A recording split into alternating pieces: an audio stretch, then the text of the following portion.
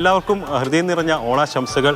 നമുക്ക് മറ്റുള്ളവരെ ആദ്യം കഴിപ്പിക്കണം, എന്നിട്ടാണല്ലോ നമ്മൾ കഴിക്കേണ്ടത്. എന്തായാലും എറണാകുളത്തും ഓണം പൊടി പൊടിക്കുകയാണ്. എറണാകുളത്തിൻ്റെ പ്രത്യേകത എന്ന് പറഞ്ഞാൽ തൃക്കാക്കര അപ്പനെ വരവേറ്റുകൊണ്ടാണ് അവർ തിരുവോണം ആഘോഷിക്കുന്നത്. അങ്ങനെ മരടിലെ നമ്മുടെ ഒരു സുഹൃത്തിൻ്റെ വീട്ടിലാണുള്ളത് സുരേഷ് ഏട്ടൻ നമ്മുടെ സ്ട്രിങ്ങറാണ്. അദ്ദേഹത്തിൻ്റെ കുടുംബ വീട്ടിലേക്കാണ് നമ്മൾ എത്തിയിരിക്കുന്നത്. ഇവിടെ തൃക്കാക്കര അപ്പനെയൊക്കെ വരവേറ്റ് ഓണത്തിൻ്റെ ആഘോഷത്തിലേക്ക് വീട്ടുകാർ പോയിരിക്കുകയാണ്. നിങ്ങളെ എറണാകുളത്തുകാർക്ക് തൃക്കാക്കര അപ്പനാണല്ലേ പ്രധാനം അല്ലേ? ഓണത്തിന്റെ പ്രധാനം തൃക്കാക്കരപ്പൻ തന്നെയാണല്ലോ എല്ലാവർക്കും. പല വീടുകളും കണ്ടുള്ളത് വീടിന്റെ ഗേറ്റിന്റെ അവിടെ തൃക്കാക്കരപ്പനെ ഇരുത്തിയിട്ട് ഇങ്ങനെ വഴി കാണിച്ചു കൊടുക്കുന്ന ഒരു ഇത്. അതെന്താണ് ആ സങ്കല്പം? അതിപ്പോൾ നമ്മുടെ സൗകര്യത്തിനനുസരിച്ച് ചെയ്യാന്നുള്ളത് മാത്രമല്ലോ അത്. അതിലിപ്പോൾ പ്രത്യേകിച്ചായിട്ട് നമ്മൾ ആനയിച്ച് കൊണ്ടുവരിക എന്നുള്ള ഒരു ഇതിൻ്റെ ആവശ്യമില്ല. ജനറലി ഇത് സാധാരണ എന്താ വെച്ചാൽ ചെറിയൊരു പെര പോലൊക്കെ കെട്ടിയിട്ട് അതിൽ തൃക്കാക്കരപ്പനെ വെച്ച് കുറേ തുമ്പപ്പൂവും എല്ലാ പൂക്കളും കൂടി വെച്ച് അങ്ങനെയാണ് അതിൻ്റെ ആഘോഷത്തിൻ്റെ സ്റ്റാർട്ടിങ്. പിന്നെ അത് കഴിഞ്ഞിട്ടുള്ളത് ഓരോരുത്തർക്കും ഓരോ തരത്തിലുള്ള ഓർമ്മകളാണ് പഴയ ഓണത്തിൻ്റെ. ഈ ഓണം എന്താന്ന് പറഞ്ഞാൽ സദ്യയാണല്ലേ? സദ്യയാണല്ലേ പ്രധാനം? സദ്യ പ്രധാനമാണ്. സദ്യ ആയോ? സദ്യ റെഡിയാണല്ലോ. നമുക്ക് അവിടെ ഇരുന്നാലോ? സദ്യ തുടങ്ങിയാലോ? റെഡിയാണോ? നമുക്കോട്ട് കയറാം. ഓക്കെ, അപ്പോൾ നമുക്കിനി സദ്യയിലേക്ക് കിടക്കാം. ഓണം എന്ന് പറയുന്നത് പ്രധാനം സദ്യയാണ്. മറ്റെന്ത് ഇല്ലെങ്കിൽ ഓണം പോയിട്ടില്ലെങ്കിൽ പോലും സദ്യയാണ് പ്രധാനം അല്ലേ? എത്ര ഓണം ഇതുവരെ? ഒരു 67. ഓരോ ഓണത്തിനും ഓരോ പ്രത്യേകതയാണ് അല്ലേ? നമ്മൾ വളർന്നതൊക്കെ ഇവിടെയല്ല. അപ്പൊ എന്നാലും കർണാടകയിലാണ് വളർന്നത്.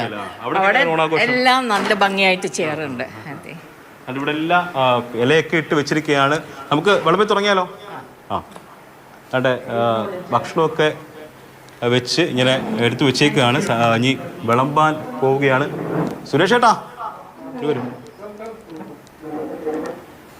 എല്ലാം മുതിർന്ന ആൾക്കാർ മാത്രമാണല്ലേ? കുട്ടികളൊക്കെ വിദേശത്താണ്. നാട്ടു നടപ്പ് അതാണല്ലോ. വിദേശത്താണ്. രണ്ടുപേരും ഇവിടെ ഉണ്ട്. അവര് ഇപ്പൊ വരും. സുരേഷ് ഏട്ടാ happy Onam. Happy Onam. Thank you. ഇതാണ് നമ്മുടെ സ്ട്രിങ്ങറാണ്. സുരേഷ് ഏട്ടൻ്റെ വീട്ടിലാണ് ഞങ്ങളുടെ ഓണാഘോഷം. എങ്ങനെയുണ്ട് ഈ പ്രാവശ്യത്തെ ഓണം? ഓണം നല്ലൊരു ഓണമാണ്.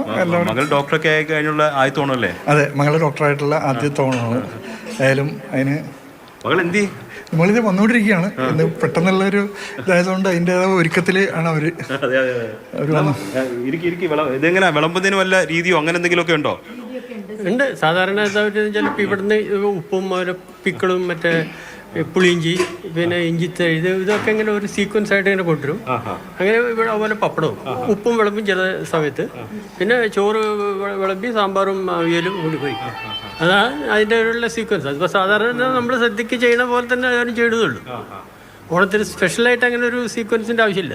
അവിടെ രാവിലെ ഇങ്ങനെ കറങ്ങുന്ന സമയത്ത് കൂടുതലും ഈ പാർസലുകൾ വാങ്ങാനാണ് തിരക്ക്. വീടുകളിലൊന്നും സാധാരണ ഭക്ഷണം വെക്കാറില്ല. പക്ഷേ ഇവിടെ നിങ്ങളെല്ലാം സ്വന്തം എല്ലാം ഇവിടെ തന്നെ വെച്ചത്. എല്ലാവരും അങ്ങനെ വെച്ച് അതാണ് ഒരു സുഖം. അത് തന്നെ, അതാണ് നല്ലത്. ഇതുവരെ അങ്ങനെ പാർസൽ ഒന്നും വാങ്ങിച്ചിട്ടില്ല. ഒരു പായസം പരിപ്പ് പ്രഥമൻ ഇവിടെ വെച്ചു. മറ്റേ പഴവും പാലടയും വിനായകയെന്നും മേടിച്ചു. വിനായകയാണ്. അപ്പോൾ അരുൺ, നമ്മൾ ഇന്ന് സുരേഷ് ഏട്ടനോടൊപ്പമാണ് അരുണിന്റെ ഇന്നത്തെ ഓണസദ്യ അല്ലേ? അതെ അതെ അതെ അതെ അതെ